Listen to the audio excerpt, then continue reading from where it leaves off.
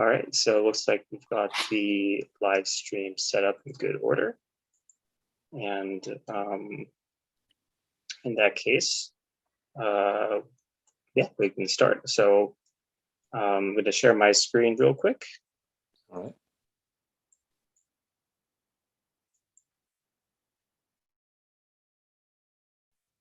All right, so good afternoon, and in my case, good evening, because I'm joining you all here from Bangkok, Thailand, and my name is Christian, and we are here today for a webinar on sustainable business practices in the United States. And this is the fourth installment of a webinar series on the sustainable private sector. And our previous sessions, first social business, and then green and responsible businesses. And this session will, hone in on people and organizations within the United States that are advancing a sustainable economy.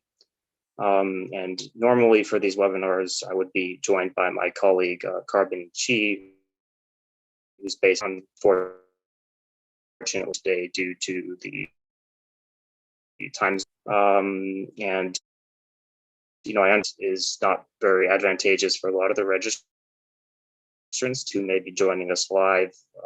We're happy you could make it. And for those that will be watching the recording later, both interesting and engaging and informative for you. Panel today, we have several speakers. One first being Professor at the College of the Atlantic, and we will have two other panelists, Ali Manning from Project Thomas from the Watershed Management Group. And we are still waiting for the second two speakers to connect with us. And unfortunately, our fourth speaker was also unable to attend today, but we will be sharing a video on their behalf.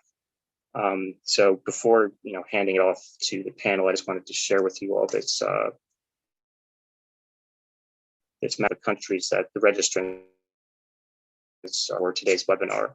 And it's really encouraging, as the organizer of this webinar, to see, all the interest, the global interest in sustainability from Africa, Asia, North America. And I think sustainability is one of these things that really unites people. And while the focus of today's webinar is on the United States, I also believe that everyone, everywhere in the world has something valuable to share with each other. And, what happens in the United States has influence to what happens elsewhere and vice versa. And I also wanted to share with you quickly this poll that we conducted in the registration form. So we asked you, how happy you are with the sustainable consumer choices that are available to you in your community. And, I found the responses to be quite surprising. I was anticipating people towards the unhappy half of this 1 to 5 scale. But I found through the responses that most of you are relatively happy with the sustainable consumer choices that are available to you in your community. And I found this quite interesting. And I'm not sure if this indicates maybe that the scene is changing and there's a wider array of sustainable businesses out there, or there's a greater awareness of sustainability in general. But I found this to be quite interesting, and I'd love to hear your thoughts. You can leave a comment in the chat box, in the chat function on YouTube Live, or comment to this video. I'd love to hear your thoughts about the sustainable consumer choices that are offered to you and your community. So, without further ado, I'm very honored and pleased to introduce to you our first speaker, Professor Jay Friedlander, who is the founding chair of Green and Socially Responsible Business at the College of the Atlantic. And Professor Jay Friedlander is, his research merges sustainability, social innovation, and entrepreneurship. And to that end, he has created what is called the abundance cycle that he'll be introducing to you, which is a model for maximizing environmental, economic, and social prosperity. His work has been published by MIT Sloan Management Review, the Stanford Social Innovation Review, and in addition, the New York Times and dozens of media outlets have recognized his work. Professor Friedlander is also a Babson College Senior Fellow in Social Innovation and speaks globally on sustainable innovation. So thank you very much for being here, Professor. And if you have a presentation, I shall be transferring the roles. Thanks so much, Christian. And yeah, if you could transfer the host over to me, I'll share our presentation. Thank you. Yeah, you should. So just one moment here and I'll be no worries. Sharing the screen.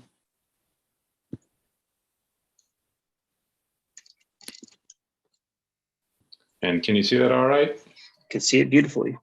Excellent. Well, thank you so much again for having me here. And I think like Christian, I am always heartened to see that so many people around the world are tuning in and have this really profound interest in sustainability. And I think, the thing that I have seen over and over again is that while people agree with sustainability and say, yes, I absolutely want that, there is this question of, wow, how do we make it happen? And how do we make it happen in a way that can really engage us and help us fulfill our goals? And this is especially true for private sector businesses. And so I'll be talking to you today about the abundance cycle, which is really this business model canvas for sustainability, where you can, if you are starting a new business, you can use it to help plan that. If you have an existing enterprise, you can chart it out using the abundance cycle. And I have been doing presentations on this really around the world and everywhere as far-flung as United States, Mexico. I just returned from a Fulbright in Colombia, to Greenland in the EU. There is really global interest on how to do this. And I've done presentations at the schools you see listed below. And really what it's time for is to change the discourse around sustainability. And the idea here, and the reason I talk about abundance instead of sustainability, is because I think sustainability at this point has gotten a bad rap, and there's a lot of preconceived notions. And a lot of people feel like in order to be sustainable, it involves sacrifice. Like you have to be uncomfortable and take a shorter shower in order to be sustainable. And it's actually not about that at all. What you are seeking to do and when you're implementing the UN Sustainable Development Goals, it's really about asking a different set of questions. And if you think about when you start asking different questions, and seeking out this different perspective, this is really the heart and soul of entrepreneurship. Entrepreneurs see opportunities where other people only see problems, and they come up with new ways of doing things because they're able to look at the world with this different perspective. And so the question becomes, what are we seeking out when we're employing this abundant perspective and using the UN Sustainable Development Goals as inspiration? And sustainability can be incredibly complicated, but we've really distilled this down into some meta categories of what you're seeking to do. And so on the people side, there are really three fundamental things that are laid out within all of the Sustainable Development Goals and within sustainability. It's how do you improve the workplace? How do you build community and strengthen social ties? And how do you solve social issues? On the planetary side, it is really about reducing waste or using waste as a resource, even better, because we are incredibly wasteful, and nowhere more so than in the United States. And how do you actually regenerate natural capital in your business processes? And then, typically in the sustainability conversation, people stop here and they say, well, if I'm going to do these things, I actually have to, sacrifice my profits or give some things up. And actually, the truth is that the abundant companies have figured out that you don't have to do that at all. And if you're using these, if you're looking at this world in this different perspective, you can actually use these things to reduce your risk, cut your costs, and grow your sales, and open up entirely new markets and find new opportunities where people didn't realize they existed. And you can see this happening all over the world in every major industry, from finance to manufacturing and the auto industry. You could point to each one, and these companies that have an abundant perspective are displacing other people through their success and creating new models. So what I'd like to introduce to you is this idea of the abundance cycle and the model. And the abundance cycle, while it looks very complicated, it's a way of encapsulating your entire business operations, and we will go through it. But really, it helps you think about, one, where are you going? Why are you doing what you're doing? And finally, how are you going to make it happen? And if you think about most other models that you use, they really only focus on how. And so if you're using a traditional business model canvas, right, it could help you start any venture, but it doesn't really help you think about, where are you going? How do you incorporate sustainability into it? Why are you doing the things that you're doing? And so the process for going through the abundance cycle is really focuses on 5 steps. This first is, fundamental to any business. Why do you exist? What is the purpose of the enterprise? Then you really want to think about, what are your competitive strengths? Like, what are you going to do differently to satisfy your customers and make them delighted? And then what you can start to do is really start to layer in and maximize your competitive advantage using a series of tactics that have been around for quite some time and are being used by companies large and small. So you don't have to reinvent everything to be sustainable. You can simply learn from others and deploy it in your industry. And because of this, you can look at new solutions, how to innovate, and look at new opportunities. And then you can also think about, how are you going to communicate this, and communicating in a language that people can understand. And then finally, you would measure, report out, and repeat. And so when you're really looking at creating or analyzing your enterprise, it is these first 3 steps that we're going to look at. And that's what we'll be talking about today. And the abundance cycle started out as and you can download a PDF of it on abundancecycle.com. Today, it's also available in the Miroverse, so you can use it virtually. And we've also created a Google presentation that you can, a Google Slides presentation that you can use to create your own abundance cycle virtually. But let me go through the cycle right now. So this first thing that we're focusing on is purpose, right? Why does the enterprise exist? And up here, this is you can see it spells out logo. So you can think about, before you do anything else, why are you doing what you're doing? You can look at the Sustainable Development Goals for inspiration and think, and really I would suggest focusing on one goal to start with. And then in this lower right-hand corner, really think about, how does the enterprise satisfy your customer desires and create your competitive advantage? What makes you different and special in the eyes of the customer? And then here in the middle, you can see the abundance cycle lays out what we call core activities. And these are processes that you're using in any business. And so you have inbound, where are you getting your materials from? Operations, how are you transforming those into goods or services? What's your outbound distribution look like? Your marketing, how are you pricing your product? How are you advertising it, and all of those things? What's your service like after the sale? And for many sustainable companies, this is focusing on, how are you building community? And then finally, what are you doing with the stuff you are producing and not selling? And so most companies, prior to thinking about sustainability, if you had waste, you just considered that a lost resource. But here we're really considering it and naming it unsold production, because these are things that you're producing but not selling. And so when you do this, you can chart out all of your key activities and these core activities right in those center triangles that you see here.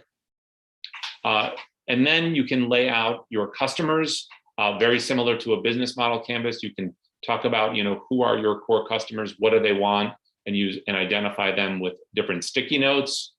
And then you can lay out foundational activities. And these are activities that are happening all across the venture. And so in procurement, what are you purchasing in inbound or operations or outbound? And what are those goods that you're purchasing? You can also look at your knowledge systems. So what's your know-how, procedures? What technology are you using to improve your products and processes? You're developing, hiring, recruiting, and compensating your team all across each one of these different triangles, right? And so you can lay out those activities. And then finally, on firm infrastructure, what kind of enterprise form are you? Are you a B Corp? Are you a traditional C corporation? Are you a co-op? How are you organized? What is the management style? How are you financing it? What are the various departments? And then also here you can lay out key activities according to your different customer groups, and the customers and those core customers, and what are their desires, and what activities is the company doing to satisfy those. In this group of triangles here, you can lay out your costs as a percentage of sales. So you can actually see where are your financial resources going, how much of every dollar or euro or whatever your national currency is, what percentage of that is going to support these different areas. And then in the center here, you can lay out your profit or loss. So then you understand, wow, here are my key activities, and here's how the financial pieces line up. You can also highlight your areas of competitive advantage, and these could be core activities, in this case, something like marketing and operations, but also these foundational activities. So here in this company, the way that they develop their team and operations is key to their competitive advantage, as are their knowledge systems and operations, and what they're doing in procurement. And now that we understand how the company functions, we can start to layer in what are the social initiatives, and you can see these here right around the people. And so you can look at what are the social initiatives we're doing in inbound or operations or outbound, et cetera. And then you can lay out your environmental initiatives. And then what is key here, and the environmental initiatives go right by the Earth symbol. And what is key here is we're looking for organizational alignment. And so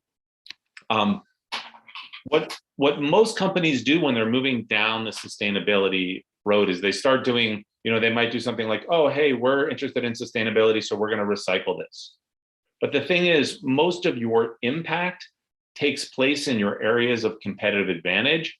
And those are really the areas you want to focus your sustainability efforts in, because one, they'll impact your strategy. Two, that is where you will maximize your positive impact. And so you'll have the opportunity then to create the most change, affect the business, and really maximize your abundance by applying these tactics in your and really focusing on the environmental, social activities that are in your areas of competitive advantage. And so speaking of the tactics, and we don't have time in this webinar to go into all of these, but you can see here we have a tactics library of about 15 different tactics that are proven and used all over the world to create this to create these abundant companies. And so this is everything by looking at your waste as an input to things you're familiar with, such as the sharing economy, et cetera. And these are all defined on abundancecycle.com. So when you fill out your canvas, either virtually or physically, you can see here, this is what it would look like. And this was actually done, this is a canvas from a project we did in Denmark that was looking at growing community self-reliance and food. And you can see here they had their customers, their foundation they were creating, and having local growers, and then finally the product being distributed to the businesses. And you can see here they were applying 3 tactics: impact investing, waste is food, and micro enterprise. And then they had all of these key activities laid out around the abundance cycle. And this was a program or a company that was created in the Faroe Islands. And here you can see they started with 1 SDG, but then typically, just like the tactics, you start with 1 and then more arrive. And so that is what it would look like once you fill out the canvas. And a couple of tips, as I talked about: start with 1 SDG, and then others come along. When you use the abundance cycle, you want to keep those ideas movable, so you can use virtual or real sticky notes. You can label activities, in words, or you can draw pictures. And then you should color code by your customers, so you understand, how your competitive advantage relates to each customer groups. And then you can apply other models. So if you wanted to be the Starbucks of whatever you're doing, you can look at those models and how they've created mass customization, for example, and how would that apply to your enterprise. And of course, you don't want to fall in love with your ideas. So part of the abundance cycle process forces you to iterate. And so you can keep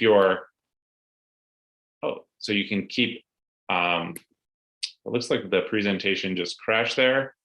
So you should keep your ideas movable and create changes. To create changes in it, as you see it. I'm going to see if I can open this up, but we were just about at the conclusion. So we'll see what happens here. Just give me one moment. We'll see if it will open back up.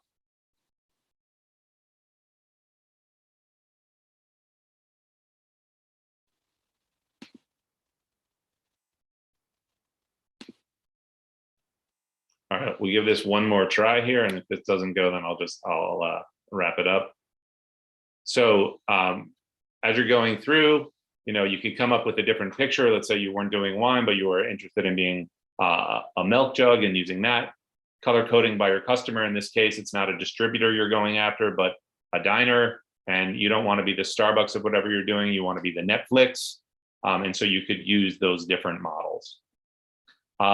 In addition, with the abundance cycle, you'll find you'll go through many different iterations before you find the one that you really like. And so don't be afraid to test out and iterate whole new models. And oftentimes when you are creating or analyzing an enterprise, the expected process looks like this, but the real process is a little bit messier, right? Well, you will go back and forth and have lots of changes.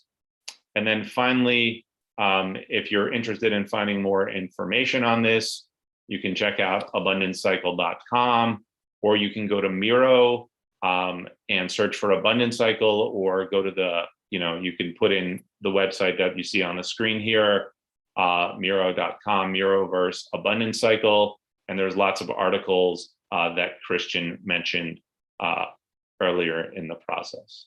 So I'm going to pause right there and stop sharing my screen and hand the hosting back over to Christian. And thank you all for tuning in, and check out abundancecycle.com and look for the abundance cycle on Miro.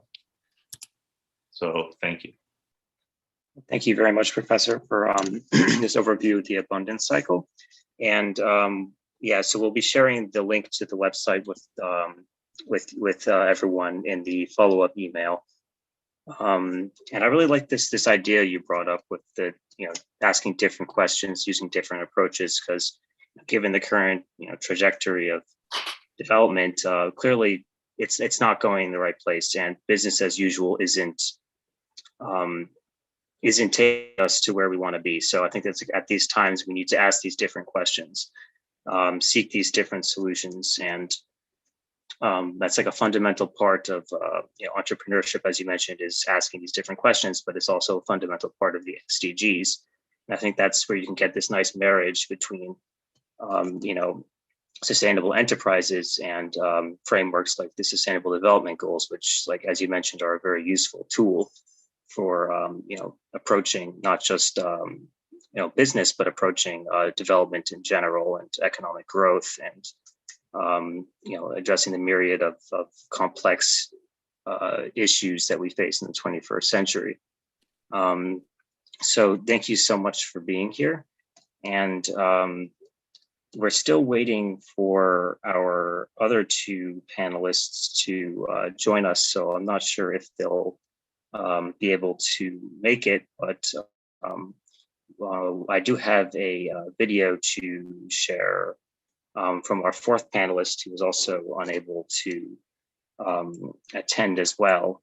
And I'm going to share my screen real quick, please. Bear with me for 1 second. So our other two panelists who may not be able to attend, one is Ali Manning from Project Green Fork. So if she's unable to make it, we'll share some info about her work as well in the follow-up email. And same goes for Harold Thomas, who's the Associate Director of Watershed Management Group. So if he's unable to attend, we'll try to share some info about his work as well in the follow-up email. And our fourth panelist, who had as an emergency to attend to for work today, is Scott Mills, who's the founder of Ironwood Mills. And just for a quick background on Ironwood Mills, it's a workshop based in Phoenix, Arizona, which is the largest city in the state of Arizona, and also one of the largest cities in the United States. And it's a relatively new city. It's quite a vibrant city. It's full of a lot of ideas, and the city takes a very interesting approach to sustainability, and they've set clear targets for sustainability. And how I found out about Ironwood Mills was actually through the city of Phoenix has a promotion program for sustainable businesses, and they actually have a map of what green certified businesses from the city.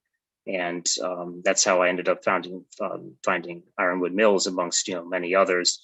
And I've noticed in a lot of cities in the United States, they're taking a much more proactive approach to promoting sustainable businesses and listing them as well. So having these listings like this map here, I think is very useful for the consumer. Often I feel like we don't have access maybe to what I would deem to be a sustainable consumer choice. So sometimes, having a directory, so to speak, to help guide you to what you believe might be a more sustainable, product or service, I think is very, very useful. And also, marrying the increasing use of maps and technology in our life to help aid in these endeavors. So I will just, on their behalf, I'm just going to share with you quickly a video that they have that will will detail their work. So just bear with me 1 second while I set up the audio for that.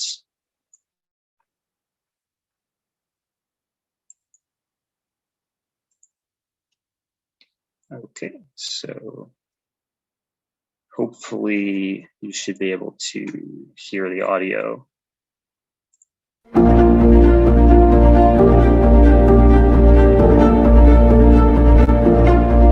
The wood really speaks to you. Every log you open up is gorgeous and exciting. The beauty of it, shapes and the contours all play a part in how you would design something. This amazing resource that we have here in Arizona, we have it all across the country, but Arizona is kind of a unique space with this concentration of hardwood species. Millions of tons of this hardwood goes to the landfill every year, which strikes me as absurd because it's such a great resource. And building up awareness about that resource is really important to us. Now there's kind of an alternative. You can surrender that log to people like us that will give it a second life, try to create something that might be timeless. When you take a natural log and preserving that natural contour in the design of the furniture. This is an emotional process for people. They're They're investing in something that they want to be proud of and something that's really unique in their home. And our goal is always to exceed people's expectations. And just the realization that countless hardwood species get discarded and thrown in the landfill, with the idea that they could be repurposed. You just want people to go home really happy and excited about this unique piece. For me, is so thrilling and exciting.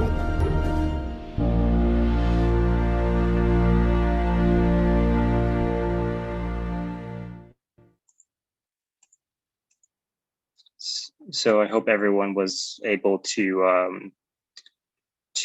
hear the audio on that. So that was just a short introduction to the work that they do at Ironwood Mills. And what I like about what they do is they find value in a resource, what is a resource that people are viewing as waste. So in this case, it's urban lumber, trees that are being cut down in urban and built spaces and are destined to essentially rot in a landfill. And they find value in these, what are beautiful pieces of wood, and recraft them into furniture and other consumer products that not only have value, but have sentimental value, something the consumer can appreciate, and they can appreciate the story of the wood as well. So I think that's not just a sustainable reuse of a product, as opposed to buying furniture that would have to cut down a tree that would not otherwise be cut down, but it's a product that speaks as well.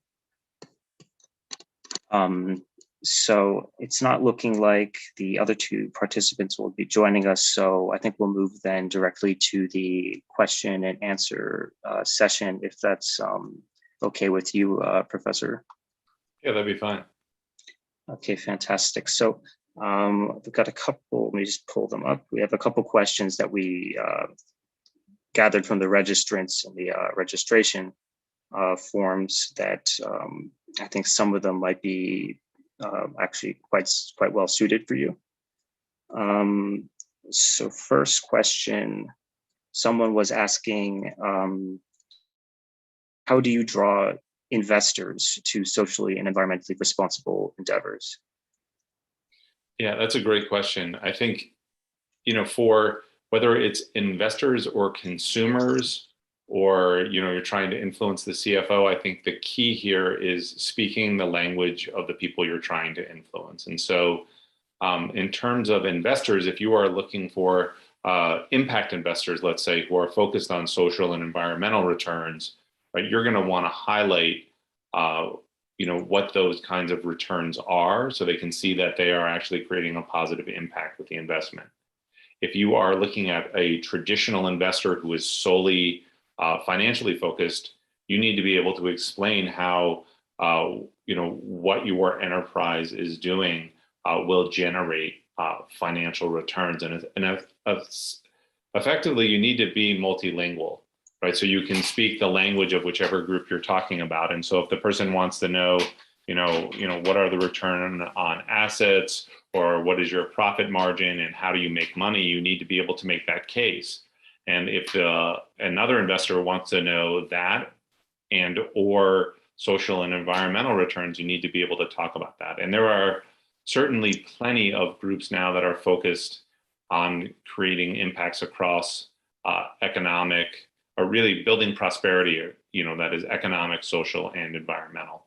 And I think, according to some of the larger studies, it's like 1 out of every $6 nowadays is focused on generating impact.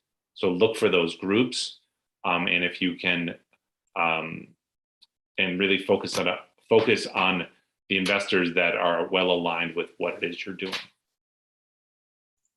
Right. And that actually answered the second question, so that's perfect. Thank you so much for that. Yeah. There's another question that asks, when it comes to making decisions, what is a good approach to weighing profit or income against sustainability? I know you mentioned like the,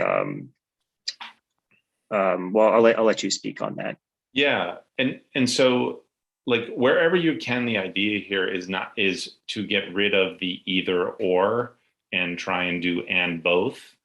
And so, the approach, but that said, there will still be times when you have to, figure out, if we should do this because it could have a short-term negative impact on income, let's say, or temporarily increase our costs. And I think what you need to do is you need to be weighing those decisions like you would weigh any strategic business decision and say, look, no, this is a fundamental piece of what we're doing. We're willing to take a short-term hit on returns in order to get a longer-term gain because this is aligned with, our mission and who we are. And there may be other times where you say like, wow, we just cannot afford to do that. And we understand that this is a longer-term decision. And oftentimes with sustainable companies, like one of the downfalls of early companies where cash flow is tight is they try to be and do everything for everyone, and understanding that you have to make really smart decisions around like, oh no, this is the best group to target for market entry because, maybe in the short term our product will be more expensive, or like, wow, we're upending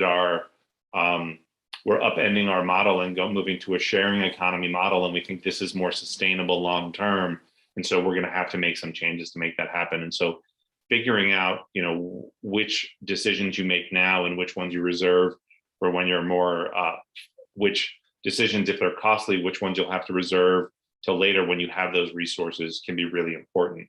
And obviously, you never want to do a decision that fundamentally undermines your credibility, but also acknowledging that you're not perfect and can't do it all at once is really important. And one piece of that is as you think about these future decisions and what you do today, I can pretty much guarantee you're making a decision that you think, wow, this is right for the community, for the environment today. And 5 years from now, you'll see that like that was not sufficient. And that will build continuous improvement into your venture, which is really the heart and soul of making the venture survive and thrive into the future. Great, thank you very much for that great answer. I think we have one more question then, if that's okay. Absolutely. So I know that you've worked, in many different countries, and a lot of sustainability concepts are globally applicable. But someone was asking, if you could name a few, and very concretely, like what are some sustainable business approaches that can be easily implemented anywhere in the world, regardless of the community's resource availability or income level? Sure. I mean, a really easy one is the sharing economy, right? And whether you are in New York City or in West Africa, there are tons of models where people have, they buy a resource and then people essentially lease the time they use it for. And this, if you think about it on the one hand, like a company like Netflix is doing this with videos all over the world. But this is being done in renewable energy, in fashion, in textbooks, in the auto industry. Now they're talking about people using mobility solutions. So that's one that, is happening all over the world, regardless of, the affluence of society.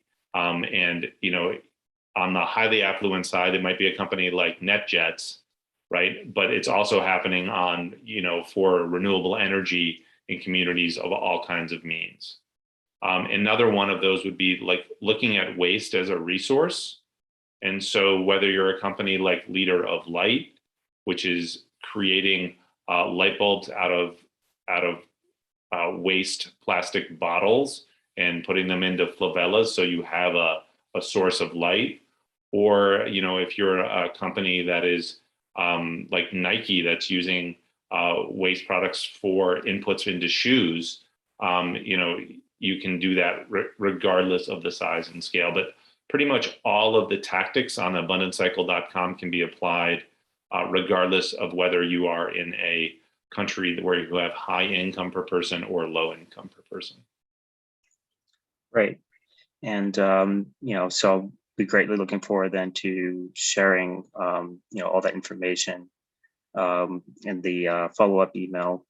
And people can go check out Tip on the Cycle on your website. And